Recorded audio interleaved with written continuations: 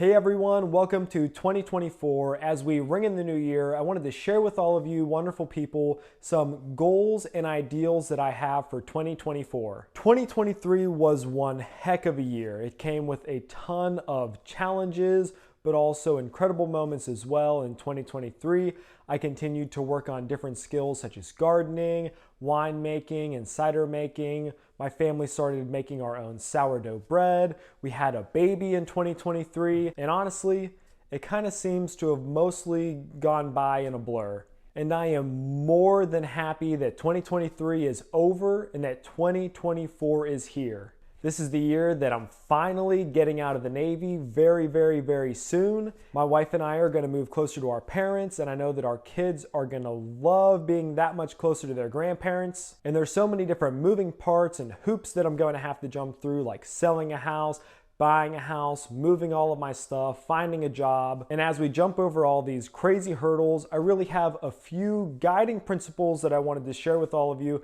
that's going to be leading everything that I'm doing. These guiding principles are self-sufficiency, sustainability, and freedom. I have spent a few years really boiling down what exactly it is that I want to achieve. Over the last few years, I've had a burning desire to become less dependent on others and more reliant on myself.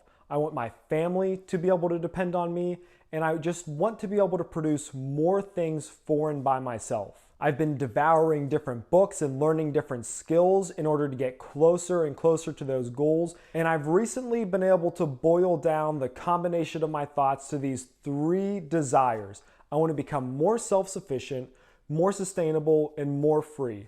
And here's what I mean by that. By self-sufficient, I simply mean that I want to be able to rely more on myself and less on others. In short, I want to be able to do more things for and by myself. I want to learn to grow more of my own food. I want to learn to cut down on my utilities. I would love to eventually get to the point where I'm producing as much or more than I consume. What sustainability means to me, it has an environmental and a personal side to it.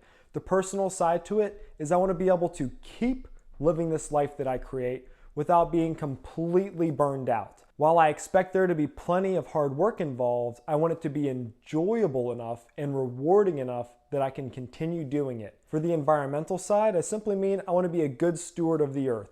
As I'm growing food for my family, I want to make sure that I'm maintaining the land in a way where I don't strip the land of all of its nutrients and resources. And the third and most important ideal to me is freedom. I want to be able to create a life where I have options.